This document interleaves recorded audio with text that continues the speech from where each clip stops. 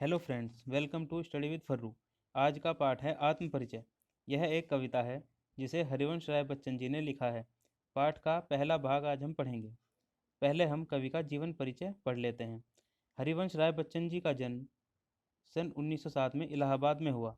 इनकी प्रमुख रचनाएं हैं मधुशाला, जो 1935 में प्रकाशित हुई, मधुबाला 1938 में, मधुकलश 1938 में, निशा निमंत्रण, एकांत संगीत, आकुल अंतर, मिलन यामिनी, सतरंगिणी, आरती और अंगारे, नए पुराने झरोखे, टूटी फूटी कड़ियाँ, ये इनके काव्य संग्रह हैं। क्या भूलूं क्या याद करूं, नीड़ का निर्माण फिर, बसेरे से दूर, 10 द्वार से सोपान तक, आत्मकथा के 4 खंड हैं। हेमलेट, जनगीता, मैकबेथ, ये इनके अनुवाद हैं। और प्रवासी की डायरी, ये भी इनका एक काव्य संग्रह है। उनका पूरा वाङ्मय बच्चन ग्रंथावली के नाम से 10 खंडों में प्रकाशित हुआ। हरिवंश राय बच्चन जी का निधन सन 2003 में मुंबई में हुआ। ये जो 8 पंक्ति हम पहले पढ़ेंगे, इनका प्रसंग कुछ इस प्रकार होगा कि कवि अपने जीवन और व्यक्तित्व की अंतर्निहित बातों को उजागर कर रहा है। आत्म परिचय। मैं जग जीवन का भार लिए फिरता हूँ, फिर भी जीवन में प्यार लिए फिरता हूँ। कर दिया किसी ने झनकृत जिनको छूकर, मैं सांसों के 2 तार लिए फिरता हूँ। भार मतलब बोझ। फिर भी जीवन में प्यार लिए फिरता हूँ। मैं कवि ने अपने लिए प्रयोग किया है।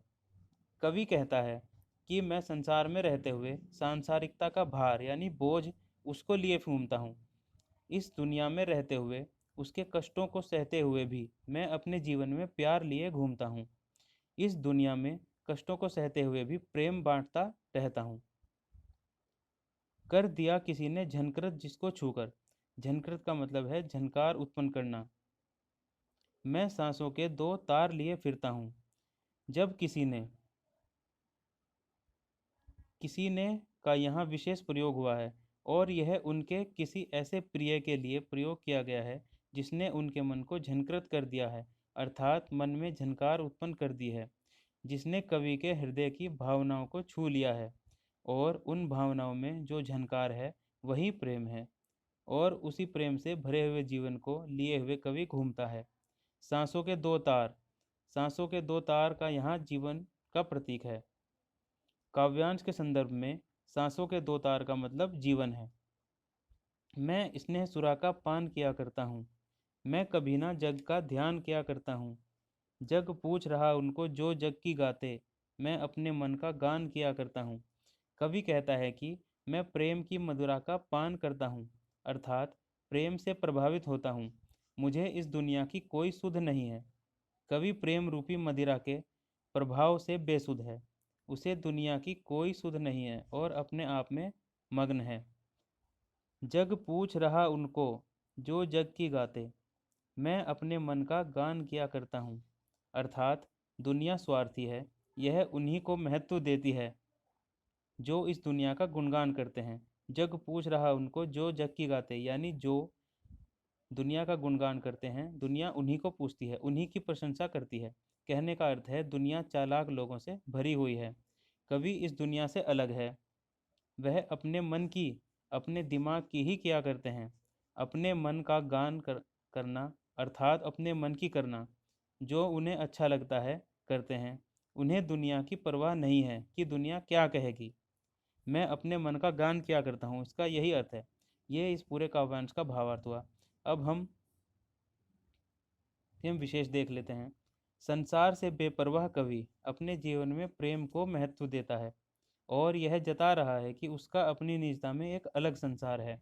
मतलब कवि अपने में ही मग्न रहता है। उसे कोई मतलब नहीं है कि दुनिया उसके बारे में क्या कहती है। किसी ने शब्द से तात्पर्य है कवि के जीवन में कोई अनजान प्रिय। काव्यांश का शिल्प सौंदर्य अब हम देख लेते हैं। मैं कवि ने स्वयं के लिए प्रयोग किया है।